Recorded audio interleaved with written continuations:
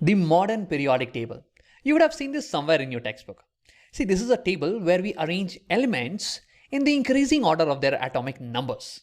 For example, 1, 2, 3, 4, 5, 6, 10, and so on and so forth. And also over here, we group the elements based on their similar chemical properties.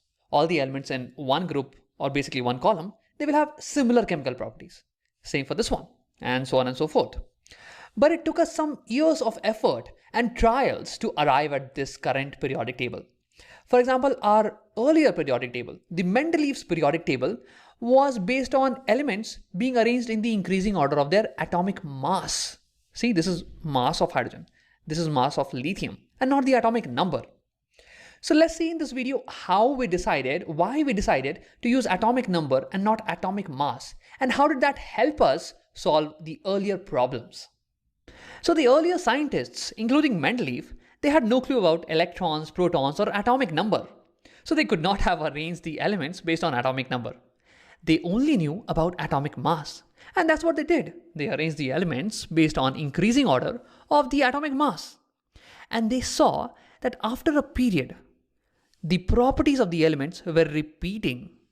Then again after chlorine, the properties of the elements started to repeat. Potassium had same properties as sodium, lithium. Calcium had same properties as magnesium and beryllium, and so on and so forth.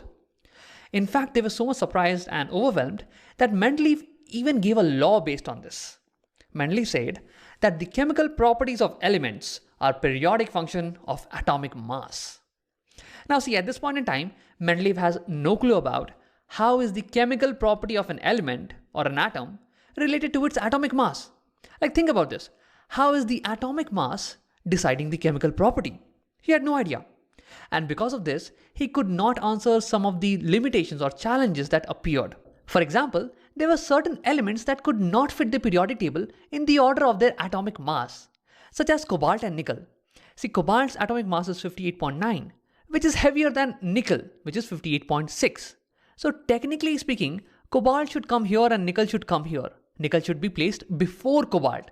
But actually, cobalt was placed before because cobalt's chemical properties were similar to the elements below it in this particular group. See, I haven't drawn the periodic table completely because I was running out of space, but there will be some elements over here below cobalt also. So cobalt's chemical properties were similar to the elements of this group, and that's why cobalt was placed before nickel, even though it was heavier. And Mendeleev could not explain this.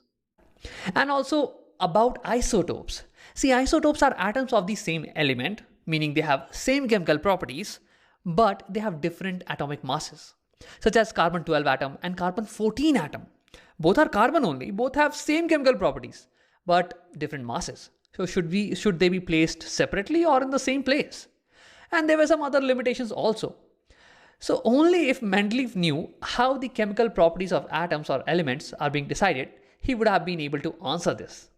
But this answer comes after certain years. So the year is 1913, and by now we know about electron, protons, and atomic number.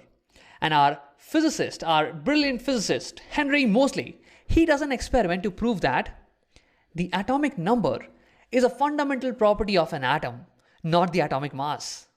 Now, I'm not going to show you his experiment, but I'll explain you his inference. See, this basically means that the chemical properties of an atom, they depend on the atomic number of the atom, not the atomic mass. And now this is well understood.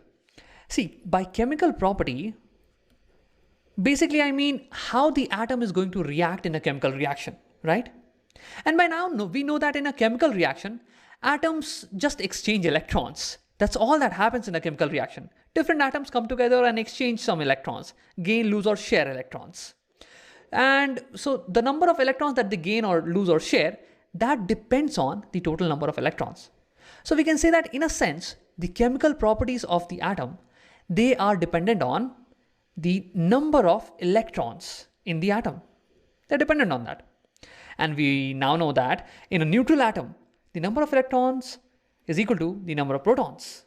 And the number of proton is also called as the atomic number. The atomic number. So now you see how the chemical properties are dependent on the atomic number, and they have nothing to do with atomic mass. See, atomic mass, let me write down, atomic mass, This is basically number of protons plus number of neutrons. Okay, that's it. And this has no relationship with number of electrons. Basically, there is no direct relationship between number of electrons and this sum. So you can see that how atomic mass is not dependent on, or how atomic mass does not decide the chemical properties of an atom. Now, based on this finding, Moseley is suggesting to change the periodic law. He suggests that the chemical properties of elements are periodic function of not atomic mass, but atomic number. And based on this, he's suggesting to go back and change the periodic table also. And that's what we did. We replaced the atomic mass from the periodic table and we arranged the elements based on their atomic numbers, increasing order of their atomic number. And that's how we got our modern periodic table. And yes, this table was able to solve almost all of the limitations of our old periodic table. Finally, the position of cobalt and nickel was settled. See, cobalt has a higher atomic mass. So according to the old periodic law, it should come after nickel. But cobalt was showing chemical properties similar to the elements of this group. So it should be in this group, right?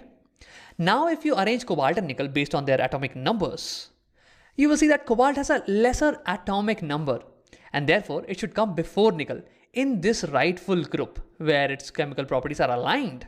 So that got settled. Next thing was the position of isotopes. See, isotopes are basically atoms of the same element, but they have different atomic masses.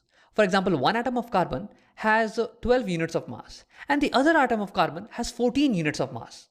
So if you arrange the atoms according to the old periodic law, you will place them in separate positions because they have different atomic masses, right? But technically speaking, they are both carbon atoms. They have the same chemical properties and therefore they should be placed in the same place. So what do we do about that? Well, now that since we are arranging elements based on atomic number, we don't have to worry about this because both the atoms have the same atomic number, even though they have different atomic masses. So therefore, both will occupy the same place. So this is how the modern periodic table solved few of the limitations of the old periodic table. There is one limitation that is still pending and is still not solved by the modern periodic table, which is the position of hydrogen. See, even in the old periodic table, we were not sure where to place hydrogen because hydrogen shows some chemical properties that are similar to group 1 element and some chemical properties that are similar to group 17 elements, but yet it is different than both of these group elements, okay? So we still don't know where to place it. Even with the new periodic law, we don't have a definitive answer for this. Some people do place it in the group 1 along with the group 1 elements because hydrogen has one valence electron, just like the elements of group number 1. Now let's summarize the video. In this video, we spoke about the modern periodic law.